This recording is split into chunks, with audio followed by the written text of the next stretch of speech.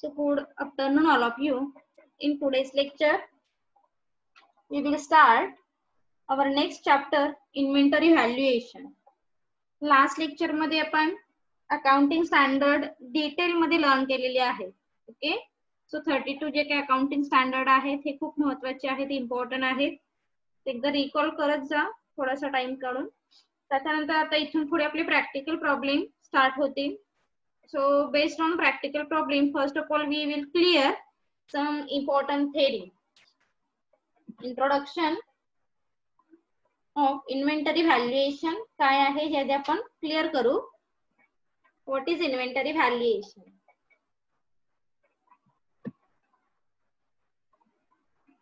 The final account mainly consists of profit and loss account and balance sheet. आता ही माहिती आहे आपल्याला. Final account मध्ये काय असतं तर प्रॉफिट अँड लॉस अकाउंट आहे आणि बॅलन्स शीट असणार आहे. Okay, so profit and loss account ascertain the profitability of the organisation while balance sheet state the position of the asset and liabilities as on particular date. आता हे तुम्हाला माहिती आहे का, balance sheet is a statement, हे सगळ्यांना माहिती आहे. सो बॅलन्स शीट सेट और balance sheet indicate financial position of the company. Balance sheet काय करते तर कंपनीची फिनान्शियल पोझिशन काय आहे हे इंडिकेट करण्याचं काम बॅलन्स शीटच्या अंडर केलं जातं. आणि प्रॉफिट अँड लॉस अकाउंट काय करतं तर प्रॉफिटेबिलिटी पोझिशन काय आहे, ओके, प्रॉफिटेबिलिटी रिझल्ट काय आहे ऑर्गनायझेशनचा हे इंडिकेट करण्याचं काम प्रॉफिट अँड लॉस अकाउंटच्या अंडर केलं जातं. सो ऑब्जेक्टिव्हला काय क्वेश्चन विचारतील, for example dash dash is indicate profitability result of the organisation. मग तुमचा आन्सर काय असेल, profit and loss account. Very good. Okay, एक लक्षात ठेवा, profit and loss account indicate profitability result. Result हा वर्ड आहे ना, हा महत्वाचा आहे. प्रॉफिटेबिलिटी किंवा फिनान्शियल रिझल्ट कोण इंडिकेट करतं तर profit and loss account financial result indicate करतात. आणि फिनान्शियल पोझिशन कोण इंडिकेट करतं तर बॅलन्स शीट हे फिनान्शियल पोझिशन इंडिकेट करतं. खूप रेअर डिफरन्स आहे, but it's very important thing. बऱ्याच वेळी आपल्या इथे कन्फ्युजन होतं फिनान्शियल पोझिशन आणि फिनान्शियल रिझल्ट मध्ये. So financial result profitability result indicate by profit and loss account and financial position indicate by balance sheet. Balance sheet काय करेल financial position indicate करेल. While preparing these two statements, we will have to take into consideration the value of stock of goods in hand at the close of accounting period. आणि यासाठी मात्र अकाउंटिंगचं जे valuation आहे किंवा स्टॉकचं valuation आहे, it's very important for the purpose of find out financial position and financial result of the company. So the correctness of the profit and loss account and the true and fair view of the financial position as an exhibited in the balance sheet largely depends on the correctness of the valuation of stock at the end of accounting period. आता simple think लक्षात ठेवा, trading अकाउंटला काय येतो, closing stock येणार आहे credit साइडला. Okay, opening स्टॉकचं starting होणार आहे ट्रेडिंग अकाउंटच्या डेबिट साइडला. अगेन बॅलन्स शीट मध्ये असेटला आपण क्लोजिंग स्टॉक घेतो. आणि हेच जर व्हॅल्युएशन ओपनिंग स्टॉकचं असेल किंवा क्लोजिंग स्टॉकचं असेल, हेच जर रॉंग जर झालं तर नक्कीच तुमची फिनान्शियल पोझिशन काय येऊ शकते, रॉंग येऊ शकते. लक्षात येतंय. So the valuation of stock it's very important to find out the actual or clear financial position of the company. That is why we will find or we will learn valuation of inventory. म्हणून valuation of inventory हे कसं केलं पाहिजे किंवा त्याच्या काही methods आहेत ह्या का आपण यूज करतो. So all this thing we will learn in this chapter. आणि ह्या चॅप्टर मध्ये ह्याच गोष्टी आपल्याला लर्न करायच्या आहेत की व्हॅल्युएशन ऑफ इन्व्हेंटरी काय आहे. इन्व्हेंटरी म्हणजे स्टॉक, लक्षात ठेवा, इन्व्हेंटरी म्हणजे स्टॉक. आणि जो ओपनिंग स्टॉक आहे, क्लोजिंग स्टॉक आहे, हा कशी त्याची व्हॅल्यू डिटरमाइन करायची, मग त्याच्या मेथड्स कोणत्या आहेत, ह्या सगळ्या गोष्टी आपण या चॅप्टर मध्ये लर्न करणार आहोत.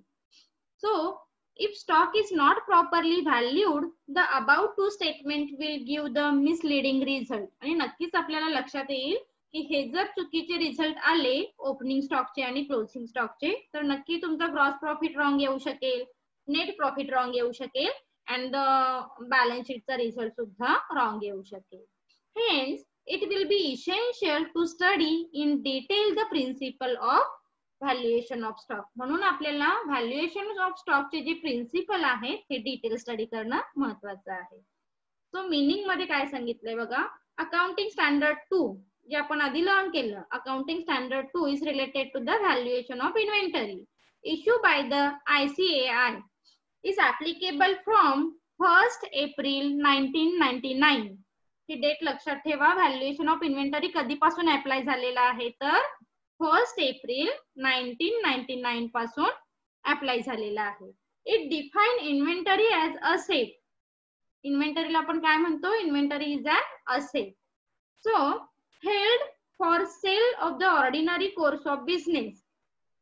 It is the process of production for such a sale and in the form of material or supply to the consumer in the production process or the rendering of services. म्हणजे ह्या थिंकला आपण काय म्हटलेलं आहे, like a inventory. Inventory means काय, like a purchase of raw material, this is called the inventory.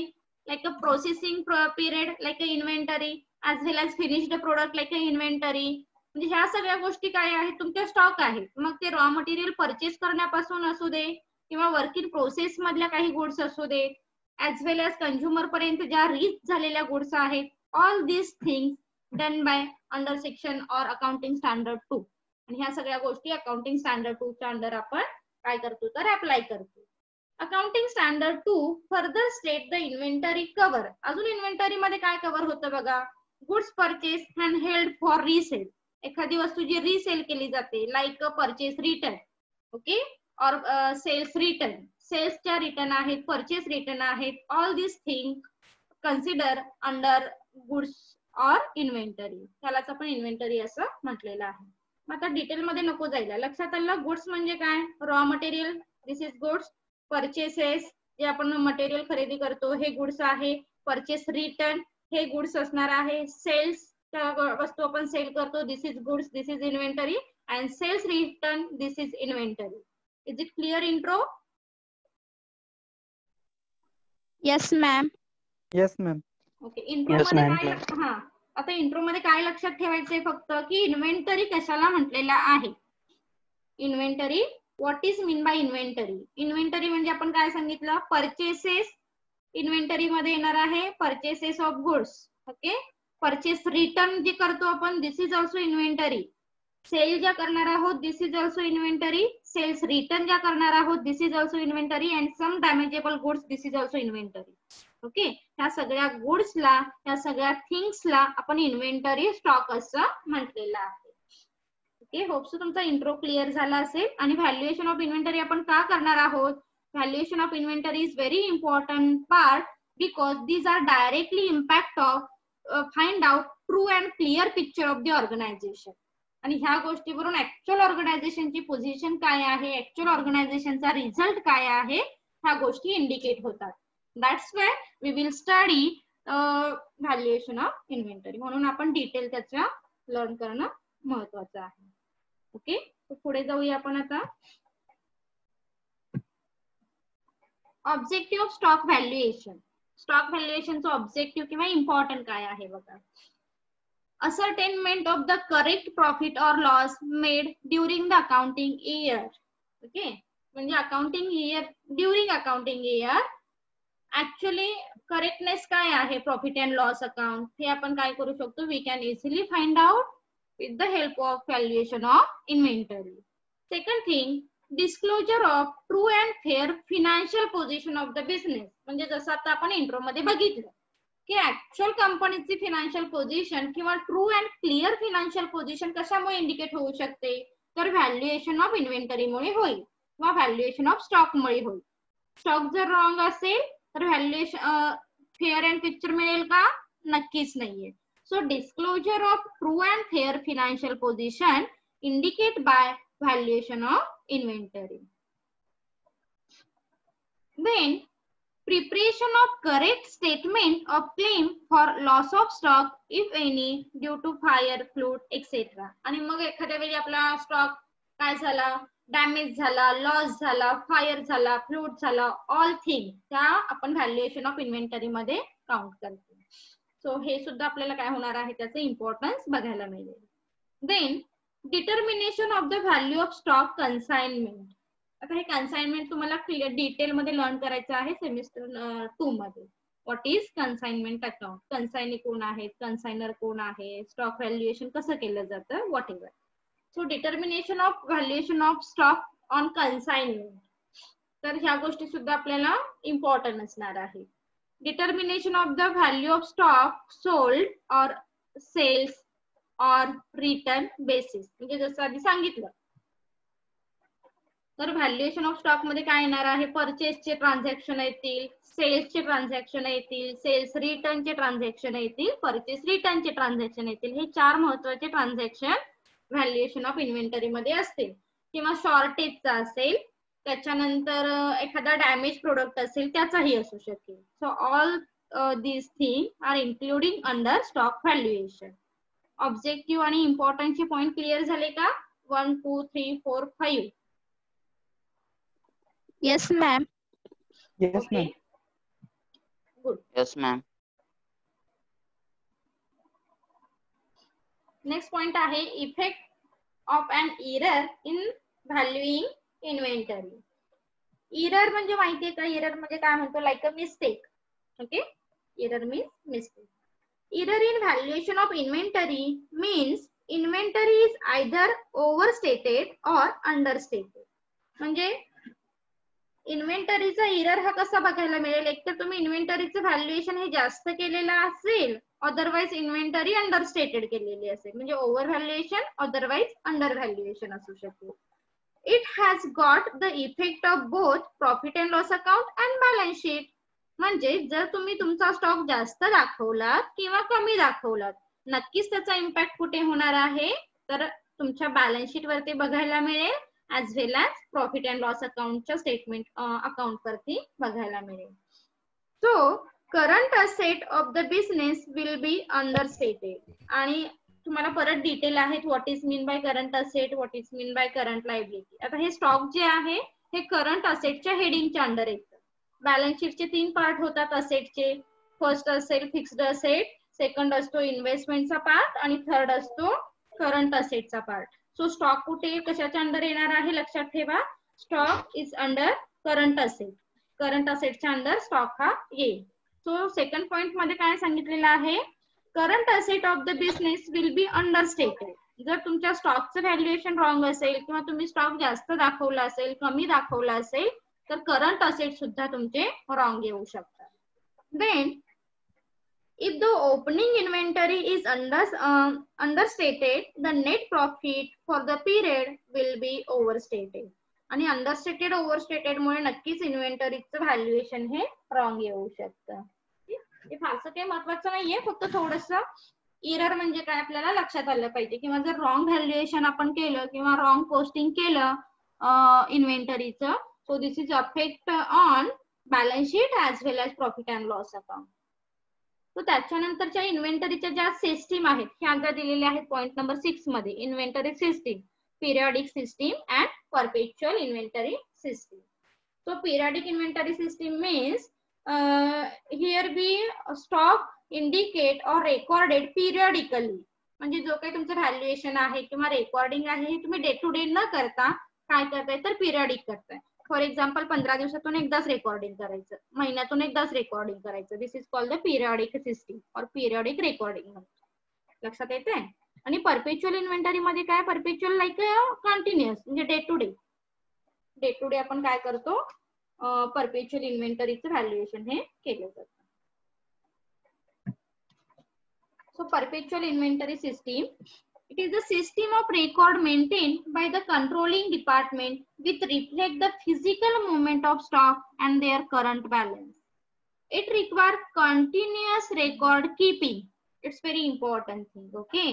So हे जे आहे, it requires continuous record keeping of all inflow and outflow of inventory system.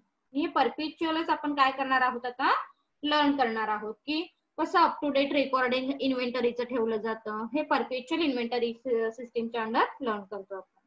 तर inventory account is update after each purchase और sales transaction. आणि या inventory मध्ये up to date recording purchase आणि sales केलं जाणार आहे. म्हणजे जेव्हा तुमचे प्रॅक्टिकल प्रॉब्लेम स्टार्ट होतील तेव्हा लक्षात ठेवा परचेस ट्रान्झॅक्शन कसे रेकॉर्ड करायचे किंवा इश्यू ट्रान्झॅक्शन म्हणजे सेल ट्रान्झॅक्शन कसे रेकॉर्ड करायचे हे आपण लर्न करणार आहोत in practical point of view. परपेच्युअल आता मी पिरियडिक डिटेल का नाही घेतलेलं कारण पिरियडिक मध्ये फक्त काय आहे तर ठराविक पिरियड नंतरच आपण ट्रान्झॅक्शन रेकॉर्ड करतो. आपण आता इथे काय लर्न करणार आहोत डिटेल मध्ये परपेच्युअल इन्व्हेंटरी सिस्टीम. सो त्याचे काही ऍडव्हान्टेजेस दिलेले आहेत. The normal working is not disturb म्हणजे तुम्ही काय करताय डे टू डे ऑपरेशन करणार आहात डे टू डे रेकॉर्डिंग करणार आहात. That is why the normal working is not disturb म्हणजे बाकी सगळे कामकाज सुद्धा ऑर्गनायझेशन मध्ये चालूच आहे आणि तुम्ही तुमचं काम करताय म्हणजेच जे स्टॉक आहे जी इन्व्हेंटरी आहे त्याचं अप टू डेट रेकॉर्डिंग हे मेन्शन करताय. ऍज वाईस वर्सा जर आपण पिरियडिक कडे गेलो पिरियडिक मध्ये 15 दिवसांनी डेटा रेकॉर्ड करायचा आहे 15 दिवसाचा तर नक्कीच आपलं डे टू डे रुटीन हे डिस्टर्ब होऊ शकतं. लक्षात येत आहे. पण परपेच्युअल मध्ये आपण day to day operation continue करतोय. That is why here said the normal working is not disturb. लक्षात येत आहे. Second point there is no need to take stock by physical count. म्हणजे काय ओके आज मी एखादी वस्तू परचेस केली 10,000ची मी आज रेकॉर्ड केली. देन मी 5,000ची वस्तू सेल केली लगेच मी तिथे रेकॉर्ड केली. म्हणजे इथे तुम्हाला सगळ्या गोष्टी काउंट करत बसायची गरज नाहीये कारण तुम्ही डे टू डे ऑपरेशन करताय. Okay so there is no need to take stock by physical count. Physically count करायची गरज नाही. We can easily maintain in the books of account day to day operation. That's why it is easier to control losses. आणि day to day operation असल्यामुळे जे काही losses आहेत हे मात्र नक्कीच इथे काय होणार आहेत तर कंट्रोल होणार आहे. Then there is no sudden out of stock situation leading to customer dissatisfaction. म्हणजे आता तुमच्या लक्षात येते की ओके माझा डेली 10,000चा सेल होतोय म्हणजे हे कशामुळे लक्षात आलं we prefer the day to day operation we maintain the day to day record okay और अप टू डेट रेकॉर्ड. म्हणजे मी जेव्हा डेली डेटा रेकॉर्ड करते नक्कीच तेव्हा माझ्या लक्षात येणार आहे की कस्टमरचं सॅटिस्फॅक्शन और कस्टमरचं डिससॅटिस्फॅक्शन हे कशावरती डिपेंड असू शकतं. Okay then it facilitate continuous stock taking. आणि नक्कीच यामुळे काय होणार आहे कंटिन्युअस स्टॉक टेकिंग हे मेंटेन केलं जाऊ शकणार आहे. Is it clear advantages? Yes, Yes, ma'am. ma'am. Yes, Yes, ma'am. Yes, ma'am. ma'am. Simple आहे ना यामध्ये हार्ड असं काही नाहीये. Oh. ओके सो डिसएडव्हान्टेजेस बघा it is costly. Costly because here we maintain up to date record that's why costly method. मग paper work आला किंवा तिथे ह्युमन पॉवर आले काही रिसोर्सेस आले that's why. Inventory includes lots goods. आता inventory म्हणजे स्टॉक. स्टॉक मध्ये काय असणार आहेत खूप सारे गुड्स तुम्हाला अप टू डेट रेकॉर्ड हे करावे लागणार आहे. It become complicated to record each and every transaction. रोज आपण तेच वर्क करतोय ना म्हणून ते थोडंसं कसं असेल तर कॉम्प्लिकेटेड असेल अँड रेकॉर्ड किपिंग हे थोडंसं कॉम्प्लिकेटेड असू शकेल because here record each and every transaction. प्रत्येक ट्रान्झॅक्शन आपल्याला पिरियड परपेच्युअलच्या अंडर रेकॉर्ड करावं लागतं. The stock is valued at cost price or market price whichever is lower. हे आता तुम्ही फायनल अकाउंटला लर्न केलेलं आहे. स्टॉक आपण कसा रेकॉर्ड करतो मार्केट प्राइस और cost price whichever is lower. It is essential to take care to exclude an absolute or unsellable stock to provide against losses.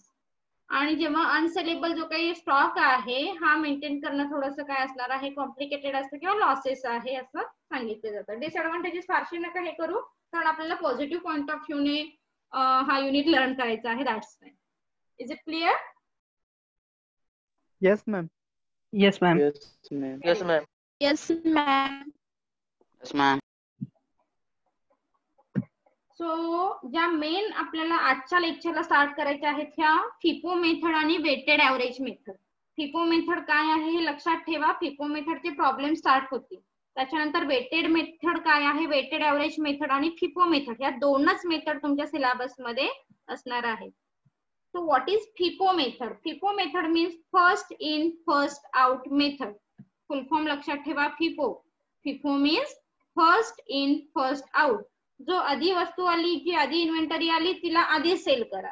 आधीचा जो स्टॉक आहे ओल्ड तो तसाच राहू द्या, काही गरज नाहीये तो सेल करायचा, असं सांगितलं जातं फिफो मेथडच्या अंडर. ओके, सो काय आहे बघा detail, what is mean by FIFO. In this method the item of stock are used in the same order as they arrive in the store. The stock is valued at the rates purchased starting with the last and working backward. This is done on the assumption that latest purchases are still on hand and have not been sold. That is, the goods are sold in the order in which they are purchased. म्हणजे ज्या वस्तू जशा purchase करतो तशा sale करत जा. First in first out, पहिला आला पहिल्यांदा सेल केला, दुसऱ्यांदा जो येईल दुसऱ्यांदा सेल करू, तिसरा वाला जो आला त्याला तिसऱ्यांदा सेल करू. म्हणजे त्याचा रँक ठरलेला असतो, पहिला येईल त्याला पहिल्यांदा. That means first in first out. लक्षात येत आहे, नावावरूनच लक्षात येईल, first in first out. Merit. This is the simple method of valuation of stock if price of material do not vary frequently. म्हणजे जिथे चेंज होत नाहीये फ्रिक्वेंटली अशा स्टॉक साठी this is very simple method for valuation of stock. The stock calculated as per the method is quite close to the present value of the stock. Okay, म्हणजे present value of स्टॉकची quite close असेल. Because the stock is valued at most recent price, it is quite logically. म्हणजे आपण काय म्हणतो, present सिच्युएशनशी related आहे. आता करंटला तुमच्याकडे कोणता स्टॉक आहे तो सेल करा बस, बाकी लास्ट अपडेट जे आहे त्याची काही गरज नाही. म्हणून काय सांगितलंय थर्ड पॉइंट मध्ये, सॉरी सेकंड पॉइंट मध्ये, because the stock is valued at the most recent price. Recent price महत्वाची असणार आहे त्याची. It is quite logical. Okay, he price कशी आहे, गुड आहे, ठीक आहे, ओके म्हणतो ना आपण.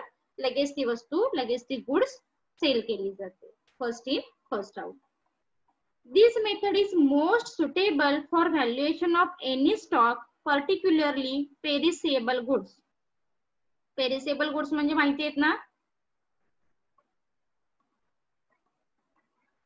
अरे आहात ना सगळे? Yes, ma'am. पेरिसेबल गुड्स माहिती आहेत ना? हो. हा, कोणते सांगा बरं एक्झाम्पल. जे पटकन खराब होतात असे. हा, फॉर एक्झाम्पल आपण व्हेजिटेबल घेऊ शकतो.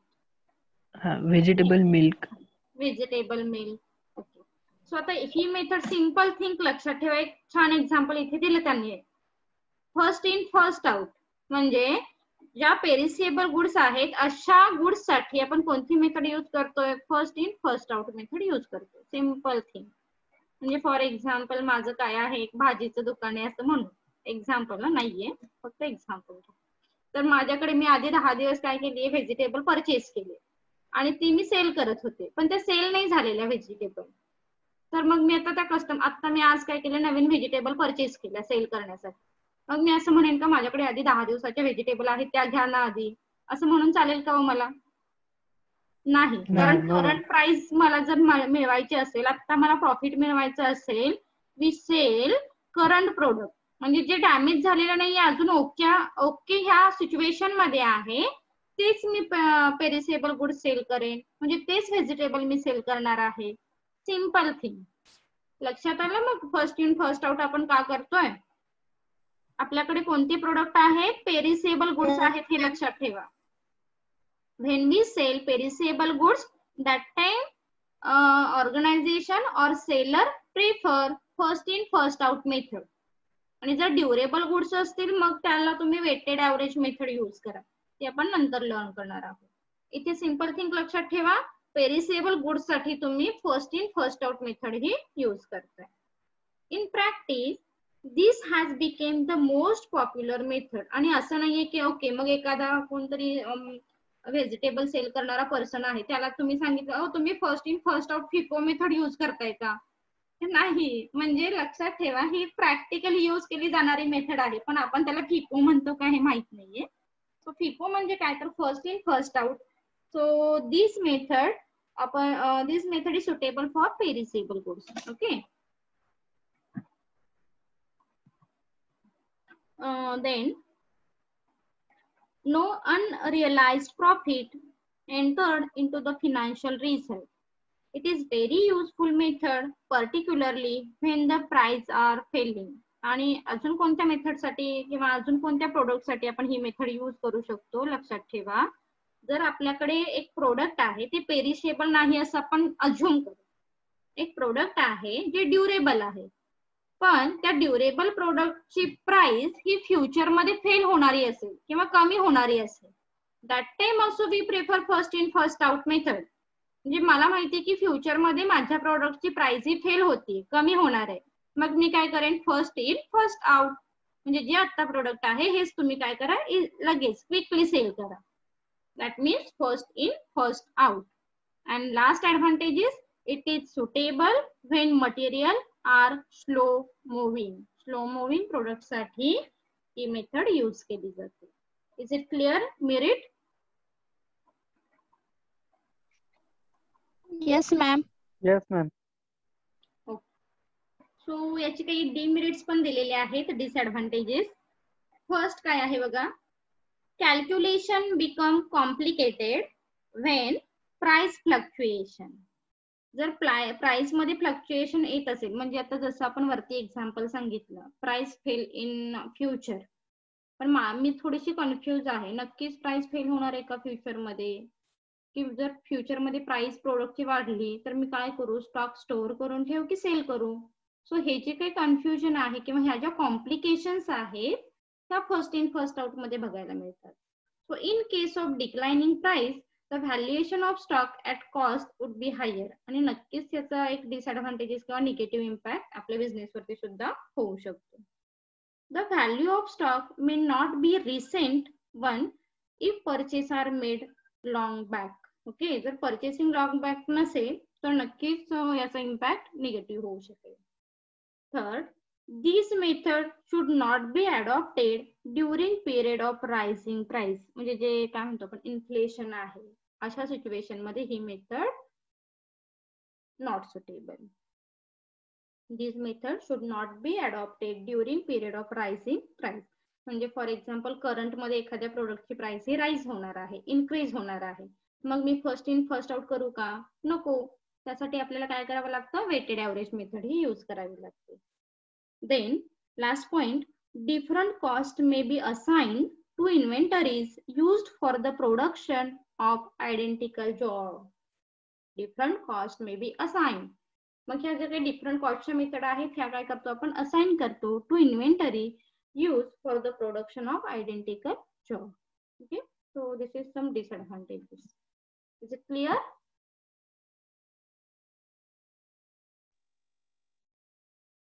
Is it clear? Yes, ma'am. Yes, ma'am. Yes, ma'am. So आपली थेअरीचा पार्ट कम्प्लीट झालेला आहे.